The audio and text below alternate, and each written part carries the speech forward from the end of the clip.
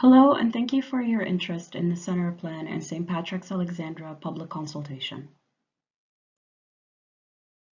This presentation will provide you with a brief overview of the planning process, including why the municipality is consulting again on this site and what the community can influence as part of the Central Plan process. In this consultation, we are especially hoping to reach the Halifax North End community, including the Indigenous and African Nova Scotian communities.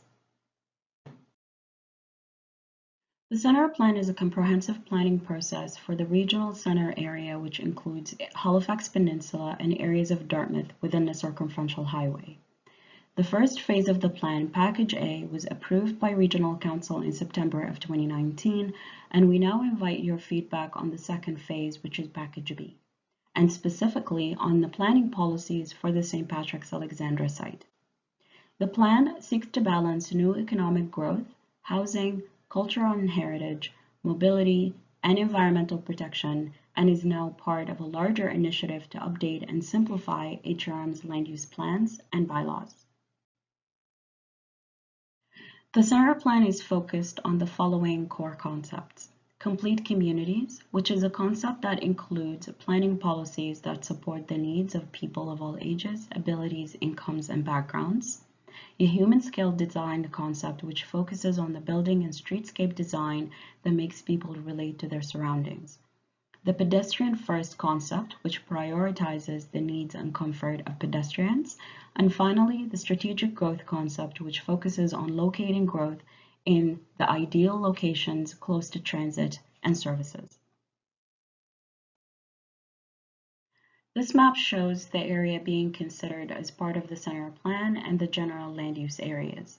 St. Patrick's Alexandra site is located in the higher order residential designation indicated in orange. Here's some general information about the site. It is bounded by Brunswick Street, Maitland Street, and Murray Warrington Park.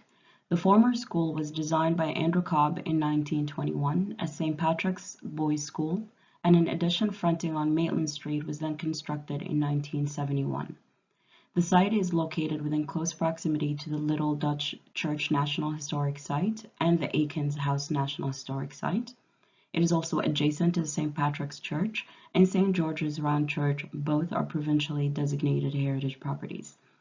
The site is part of the proposed Brunswick Street Heritage Conservation District. It was closed as a school in 2011 and declared surplus by the municipality, and the sale to Jono Developments was finalized in 2020. It is also important to note that there is no development application currently proposed for the site. This map shows the site and its surrounding context, including the current zoning. Here's a view of the site from Brunswick Street looking south. And here's a view of the site from Brunswick Street looking north.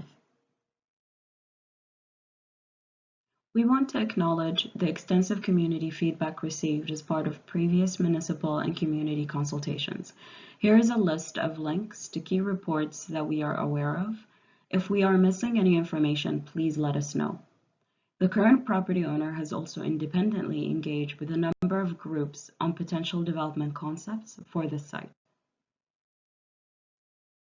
Previous community feedback centered on ensuring that the site is developed to create a beautiful, inclusive, safe, and affordable space where the physical and cultural identity of the community is recognized and celebrated.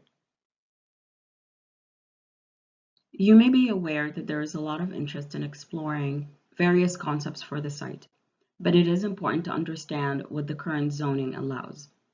Under the current regulations of the Center Plan Package A, the site was zoned as Higher Order Residential 1. This zone allows for residential and local commercial uses, a maximum height of 14 meters, which is approximately 4 stories, a bonus zoning requirement for public benefits to achieve the maximum allowed density, setbacks and other measures to limit shadow on Warrington Park, also other regulations relating to parking, landscaping, and amenity space that have to be met.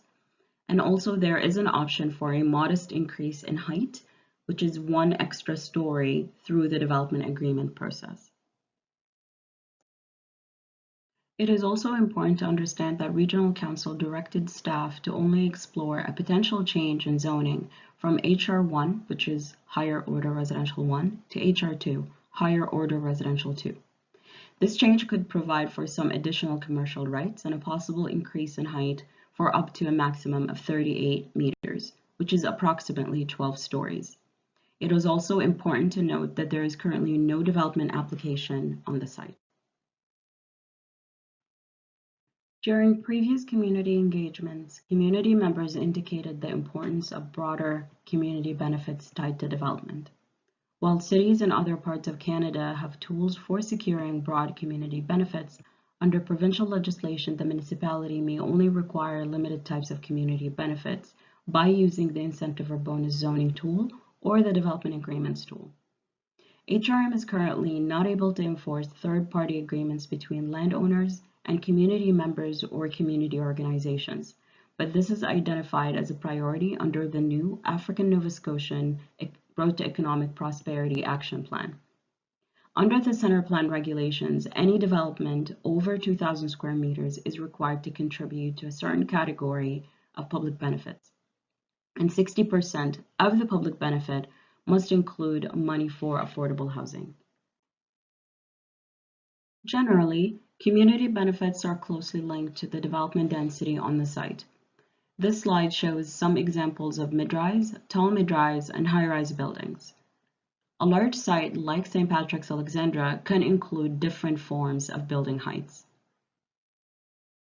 As part of this consultation process, you can influence the overall vision for the site, the zoning, which includes land uses and building heights, the preservation for the heritage value of the site, also the integration of the new development within the neighborhood, preferred community and public benefits, and the development process, which may include site plan approval process or development agreement. So please join the conversation. Your input on the future policies for the development of St. Patrick's Alexandra site is very important. Given the current state of emergency, in-person meetings are difficult at this time, and public safety is of a priority to us. The online survey is one way for you to join the conversation, and you can participate in some or all three parts. Those parts include stories in the future vision, land use, housing, and buildings, and the public benefits piece.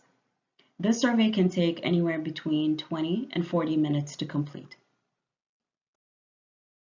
It is important to note that the survey is only one way for you to provide your comments. The municipality is seeking your feedback through the following engagement opportunities: the stakeholder meetings that will be held between September and December of 2020, a community engagement meeting in November of 2020, and a reporting back to community between December 2020 and January 2021. Also, correspondents are sending your comments to the email that's included on the slide. And finally, the Center Plan public hearing before Regional Council that will be scheduled in the future. With regards to decision-making authority, Regional Council will be the decision-making body on the development policies for the site.